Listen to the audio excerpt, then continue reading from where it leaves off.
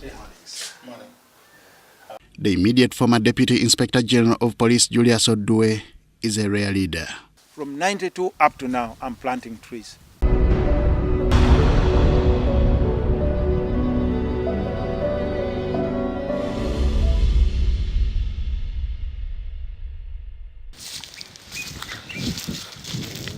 Previously, at the helm of Uganda Police Force, Odwe is now a champion of tree planting in his community. It is not by mistake that he ventured into tree planting, having graduated with a Bachelor's of Forestry degree from Makerere University. I convinced my friends who are elsewhere in the rest of the world, and they have come to assist people of Dokolo.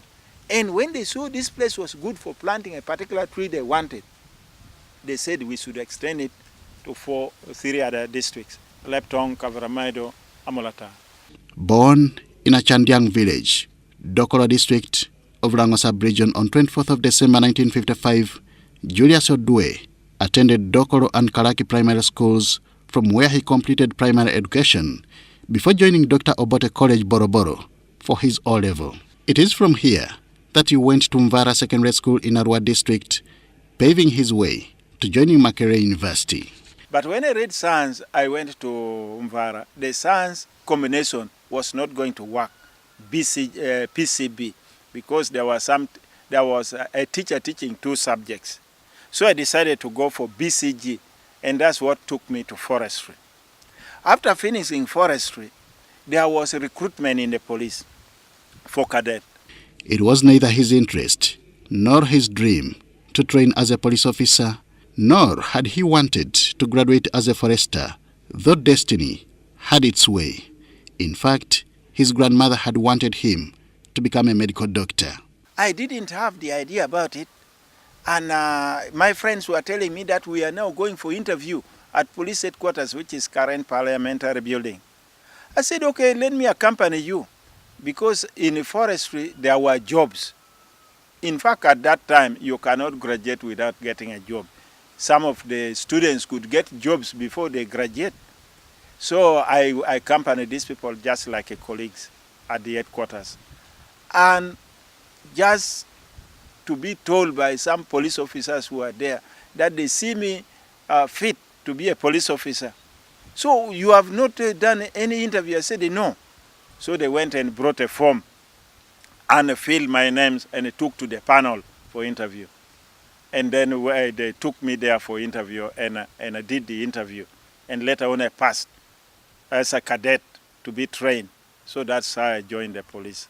Through hard work, he rose through the ranks to become Deputy Inspector General of Police first under General Katumba Wamala and later General Kale Kihura. When I was in a course in the UK, I was informed when I was in the UK that I was now promoted to Assistant Commissioner of Police. That was 1992. So 1992, I carried that rank of Assistant Commissioner with various responsibilities up to 98. So 98, I was promoted to the rank which is now non-existent in the police. It was called Senior Assistant Commissioner of Police. That was the rank meant to be in charge of a directorate. So at that time, I was now in charge of a directorate. I was in charge of Directorate of Operations. And after that, in 2001, I was now promoted to Deputy Inspector General of Police. Julius Odwe is among others proud to have participated in the successful disarmament of cattle rustlers of Karamaja sub-region. He, however, thinks police needs an intelligence unit similar to Special Branch, which he says was disbanded sometime in 2007-2008. They were not holding guns. They were not putting on uniform. They were not exposing themselves in the public. Apart from the senior officers of theirs who are in the command, maybe a district special branch officer would be known, and a regional special branch officer would be known. But they would say, I'm a police officer. They wouldn't say that I'm a special branch officer. So that their camouflage matches with the work they are supposed to do. If there was any challenge that required special branch to work in a particular way. It is a matter of modeling.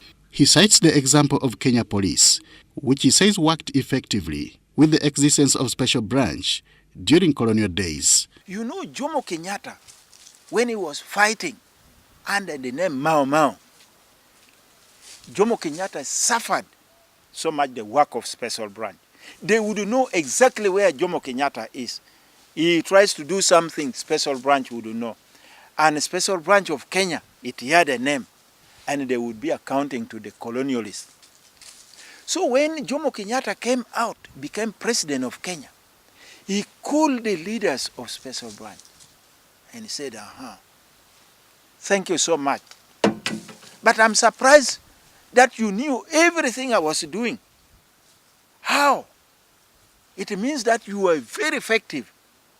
But you know, the British are not there. I want you to be effective for me. Change your attitude. Change your method. Work now for me and the government of Kenya. So Jomo Kenyatta remodeled the intelligence system, the police intelligence system of Kenya for the good of Kenyans and the independent Kenya, the government of Kenya, the security of Kenya.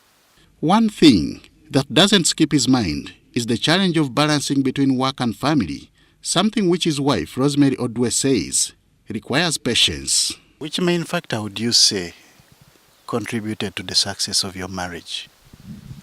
Patience.